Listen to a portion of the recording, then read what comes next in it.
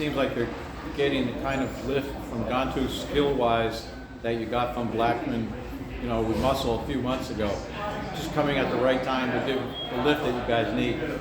Yeah, we tried to get him last year. We were able to get it done this year, and we knew what kind of player he was. I don't think you ever expect he's going to come in and average over 2 points a game for his first three. Yeah, he's a good player. I think it's pretty evident to see, and he's enjoying himself so far. Talk about the other new players that got their first taste of ECHL hockey tonight. Well, Blaker played 3 games in Idaho, but I thought he looked good. I think he played more minutes for us tonight than he did combined in those 3 games. And we knew what kind of player he was. We tried to get him last year also.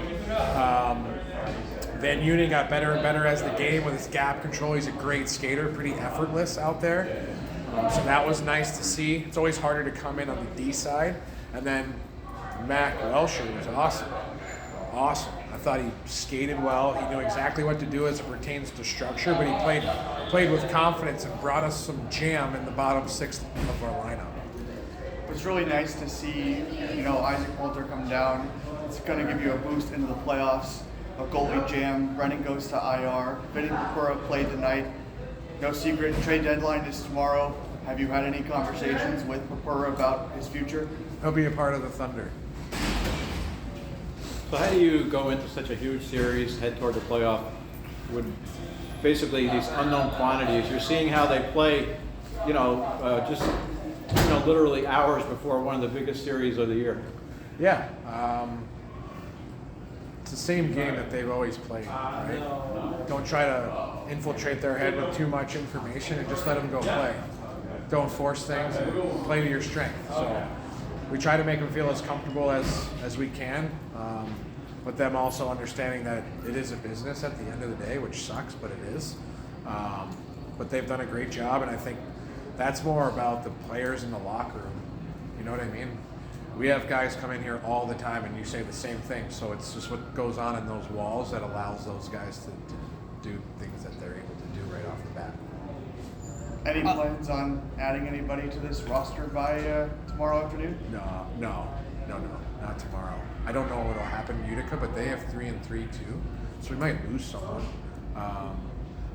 We have feelers out for other kids that maybe we'd give a look at, but it's got to make sense for what we need, because the guys in that room have earned their opportunities to continue chugging along here. So there are going to be situations. We got 12 games left now. Is that right? With a lot of travel, that's a lot of hockey. So much can happen. Utica's close, right? They want to be in. So yeah, we're 1 foot in front of the other here. So what's the key this weekend? You've played them already. What's the key to this matchup? Just get ready for Friday. To playing Norfolk. What's the key to that particular roster? Just play our game. All the games against them have been close. When we play our game, we're as good as any team is in the league. I think any other team would tell you that too. I think Norfolk's coach would tell you that. And we have a great amount of respect for the way that they play. They're very similar to our team last year. I don't think they're as skilled as we are this year, but they play hard, they play smart, they play together, they're opportunistic, they defend hard. So we need to play a playoff style game from the drop of the puck. Losing Ryan Orgel, 85 games in a Thunder uniform, a roster decision had to be made, and he was the one to go. Did you give him anything as he left the organization? Just to keep working on the mental side of the game. He's a good hockey player. I know that it was hard for him at times to be in a different role, but our team's much better than we were last year, and he just found himself in a different role, and he kind of wanted to see if there was something else for him. So yeah, love Orgs, love his attention to detail, his work ethic, all that stuff's off the charts. Just the business side gets in the way at times. No Patrick Grasso and no Zach Walker, but they are on off-ice activities. Somewhat. Yeah, they're very touch and go right now. Les still on track for Friday. Is there a timeline on Brennan? Nope, nothing on Brennan. Yep, Les is tracking for Friday. That's what we believe. I'm pretty sure that's what will happen. Will we see Brennan again this season? We should, yeah. There's no secret this stretch that's coming in with 12 games left. What do you tell the guys that are just getting here? Obviously it's game by game, but what do you tell these guys in the midst of a playoff run? Play with confidence. Don't try to do too much. You know what I mean? It's not the nets are in the middle. You know what I mean? They're in the middle in college, they're in the middle in junior, they're in the middle in the American League. You know what I mean? It's the same game. Just guys get in trouble when they try to do too much or think it's going to be something that it isn't. Hockey's hard. The higher level you go to, the harder it gets. So you play to your strengths and keep it simple, play with confidence, and every time you go over the boards. How much set to make his debut on Friday? Yes. How much does it help having these college kids here, knowing, the call-ups to you, again, if they call up guys, you have guys who you signed who, can do the job? It's huge. It allows the guys around us to know that we're working to help them and their energy level, because these guys have been here all year, have been working. It's a grind, especially at this point of the season. So they want to know that we're working to help support them, to buoy us. And then you always have to be thinking about the future, right? Our focus is to win as much as we can this year, but we want to be good next year too. And the reality is, when you're good for an extended period of time as a team, individuals do well, and they're going to get new opportunities. There's going to be a handful of guys in there that get opportunities to go to Europe, and some of them will probably go. Other guys might get opportunities in the American League. So we're doing a disservice now and in the future if we don't try to bring in guys that we think make sense to build our culture here. I know you always talk about the team aspect, but for you personally, the way the team was last year, they had their run going into Florida in January. Obviously a much better situation you are this year.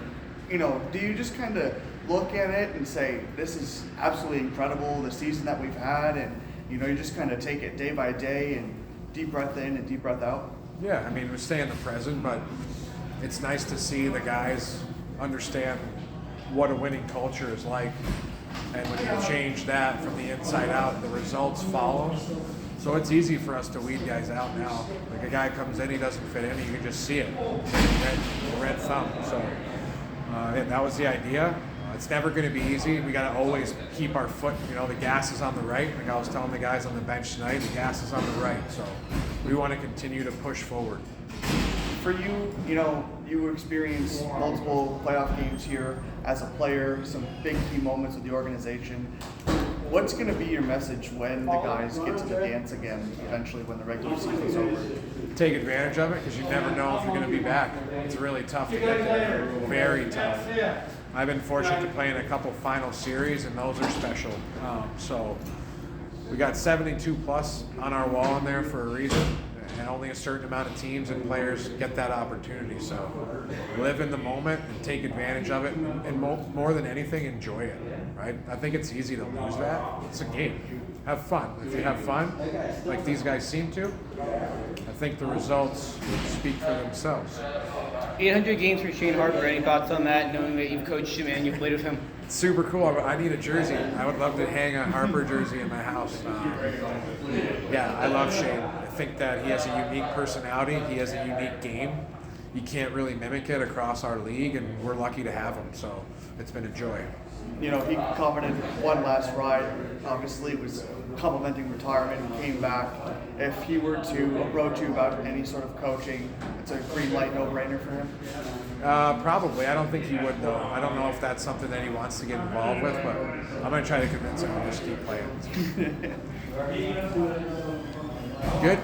Thanks, guys. Thanks, Coach.